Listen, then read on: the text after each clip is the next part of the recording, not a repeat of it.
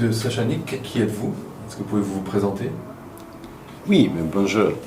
Je suis chercheur à l'EPFL. Je travaille sur les transitions sociétales et je suis professeur de durabilité à Business School Lausanne. Merci. Par rapport à l'audit que tu es co-auteur. Donc, et je suis le co-auteur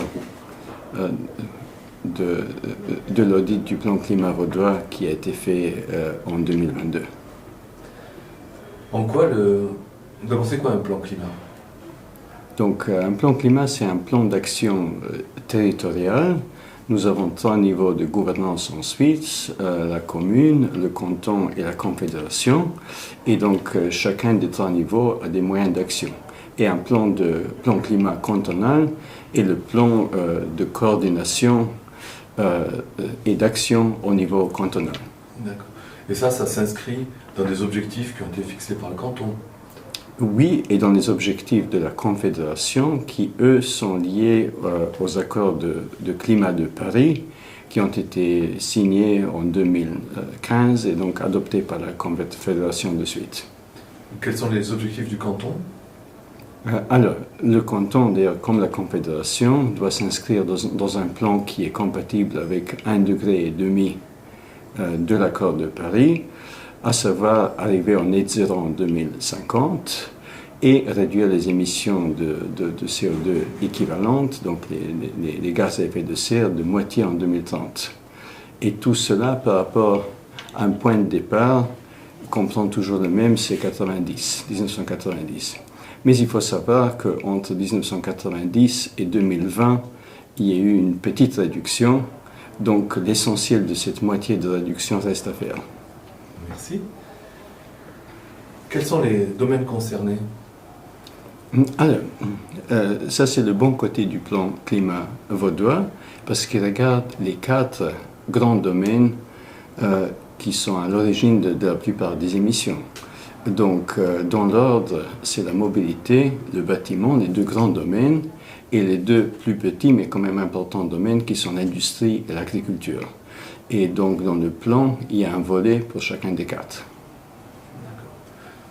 Et puis, vous, avec votre audit, qu'est-ce que vous avez découvert? Alors, nous avons à la fois découvert la qualité des propositions, donc des plans d'action, des actions stratégiques, qui ont toutes un sens, mais nous avons également découvert que la somme des actions, même si individuellement elles font sens, ne correspond pas à l'objectif qui se fixe le canton. Donc le canton se fixe un objectif de réduire les émissions de 50 à 60% à l'échéance 2030. Cet objectif n'a aucune chance d'être atteint avec le plan tel qu'il est. Donc on peut garder ce qu'il est là, mais il faut ajouter d'autres mesures. Et quelles sont ces autres mesures? Essentiellement de sobriété. Donc dans l'action pour le climat, il y a plusieurs axes, les principales étant dans l'ordre la sobriété, c'est-à-dire réduire le niveau d'activité, le niveau de consommation, le niveau de voyage, etc. L'efficience, donc c'est en général des meilleures techniques qui permettent de faire la même chose avec moins d'énergie.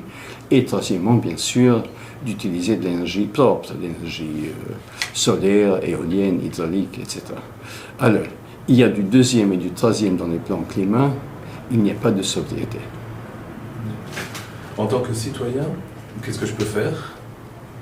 Alors, en tant que citoyen, on peut faire beaucoup de choses. Vous pouvez changer la façon dont vous vivez, dont vous consommez, dont vous voyagez, dont vous passez des vacances, etc. Mais la sobriété n'est pas la somme des actions individuelles. La sobriété est un principe d'organisation de la société. Et si on organise la société pour les principes de la sobriété, on peut atteindre un niveau de bien-être très élevé pour tous avec très peu de moyens. Si la société n'est pas faite pour, ça devient très difficile au niveau individuel. Vous pouvez donner un exemple? Oui, si tout est en mauvais endroit, je dois me déplacer beaucoup. Si tous les services dont j'ai besoin au quotidien sont là où je vis là où il y a tous les services au quotidien, c'est très facile de ne pas beaucoup se déplacer. Donc, si je suis le seul à agir, je ne peux pas moi-même mettre en place tous les services qu'il me faut au quotidien. Et c'est pour cela qu'il est nécessaire d'agir au niveau collectif. Et c'est d'ailleurs le canton, évidemment les communes, mais aussi la Confédération qui doit commencer. Vous parlez d'assemblée citoyenne dans votre rapport. Oui. Alors, les assemblées citoyennes, c'est une proposition, et d'ailleurs une pratique, pour améliorer la qualité de la démocratie. Nous aimons beaucoup la démocratie en Suisse et comparé à beaucoup d'autres pays, ça fonctionne plutôt bien. Mais la démocratie suisse est loin d'être parfaite. Donc si on peut améliorer la qualité de la gouvernance et la qualité de prise de décision, c'est essentiel.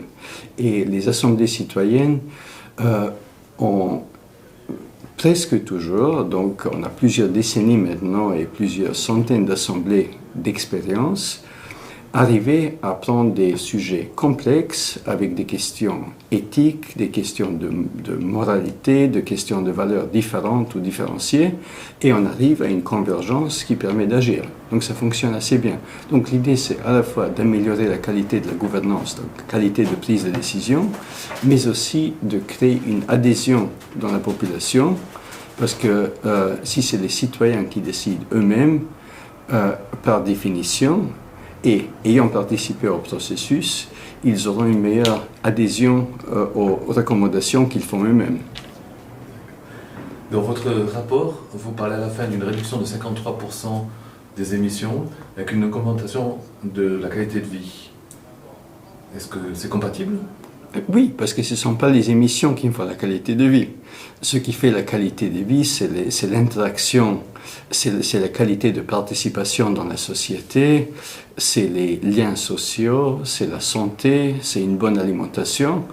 Et la plupart de ces choses-là, soit n'émettent pas du tout de CO2, par exemple des bonnes relations, soit émettent, mais en général, une bonne alimentation, et pas seulement meilleure pour la santé, mais elle est aussi meilleure pour la biodiversité et pour les émissions. Donc finalement, une réduction de 53% est possible si on arrête de faire beaucoup de choses qui ne contribuent pas au bien-être et si on se focalise sur l'essentiel. Donc on peut parfaitement mieux vivre avec moins d'émissions.